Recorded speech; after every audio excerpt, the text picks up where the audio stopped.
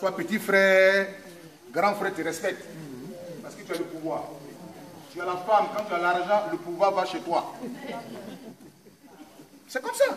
Dans une maison, là où il y a l'argent, c'est là-bas le pouvoir s'installe. Pas dire non, je suis marié, tu es marié comment?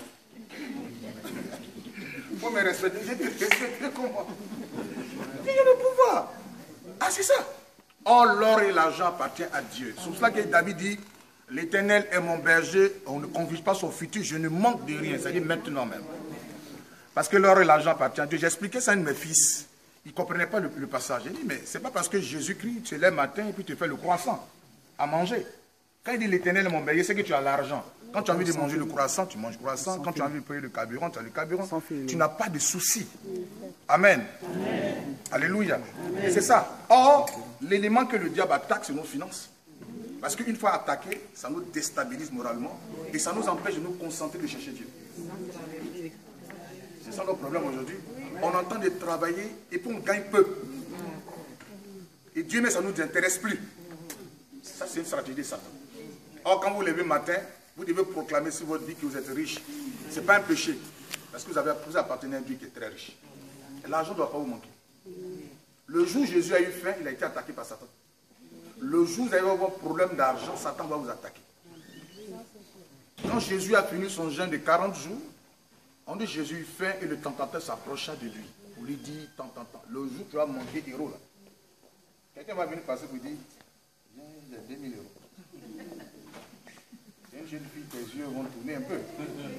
2000 euros. Tu vas réfléchir, tu dis, si Amen. Jésus, tu sais, Jésus, je vais finir et puis elle est allée me confesser. Or, Dieu est capable de vous bénir. Amen. Alléluia, c'est le secret. Je disais comme ça, si cette terre, quand tu rentres, la terre a des oreilles. Moi, je suis prophète. Je suis prophète, je ne suis pas pasteur. Amen. Mais nous croyons, n'est-ce pas, nous avons une croyance commune, c'est commune plutôt, c'est-à-dire que nous croyons tous en Jésus-Christ, mais nous n'avons pas la même action. Moi, je suis dans les actions prophétiques. Or, le prophète, il vient, il décante une situation. Il n'est pas un prieur. Non. Il vient, il décante la situation. Il est différent des pasteurs. Or, Dieu ne fait rien sans le prophète. Yes. C'est pour ça que quand vous regardez dans la parole de Dieu, vous allez comprendre qu'à un moment donné, la vie d'Élisée, il y avait de la famille, à point que des deux dames ont commencé à vouloir manger leur enfant, l'autre a mangé. Et puis on devait manger l'enfant de l'autre, elle a refusé. Ils sont allés se plaindre auprès du roi. Et il a posé la question, et où est Élisée? Or, parce que la solution se trouve entre la main des prophètes. Alléluia.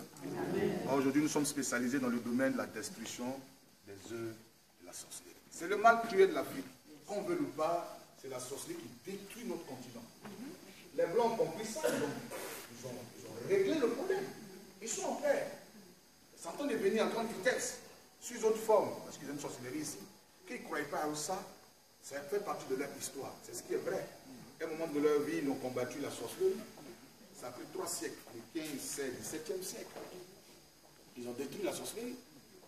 J'étais en Italie et j'étais la femme d'un de mes fils, 5 minutes, la femme d'un de mes fils qui était footballeur, j'ai commencé à parler d'elle, elle ne croit pas. J'ai dit, mais c'est normal parce que ce n'est plus dans ta réalité. Tes parents ont réalité ça. J'ai dit, chez nous ça existe. Elle dit, comment? J'ai dit, c'est pour ça qu'il y a la faim. Elle ne croyait pas que l'Afrique on a faim. C'est la sorcellerie qui vient détruire. Or, quand on a la sorcellerie, on détruit. Ce n'est pas utile. C'est un démon. Et quand ce démon n'a limite personne, elle est prête à gâter. Elle a envie de gâter. Et c'est une œuvre d'esprit. Celui qui ne croit pas à la sorcellerie, c'est qu'il lui-même a un problème. Celui qui ne croit pas à la sorcellerie, c'est qu'il lui-même a un problème. Or, le problème de l'Afrique, c'est la sorcellerie. La définition, c'est lanceur de sort. Celui qui lance un sort. Donc, il n'y a pas de sorcellerie positive, ça n'existe pas. Vous pouvez être là comme ça, vous êtes là, mais vous êtes comme emprisonné. Et ça se sent, le signe qui prouve qu'il y a un problème, une main oscure sur ta vie, c'est la frustration. Toi, tu es convaincu qu'il y a quelque chose qui ne va pas. Or, si ça ne va pas, il faut chercher à résoudre le problème, il ne faut pas s'asseoir. Amen. C'est pour ça que la Bible dit que quiconque invoquera le nom du Seigneur sera sauvé. Amen. C'est ce que vous êtes en train de faire. Donc Dieu se sentira obligé de vous délivrer. Il dit, approcherez de moi et je m'approcherai de vous. Amen. Amen. Alléluia. Dieu n'a pas besoin forcément de Paris.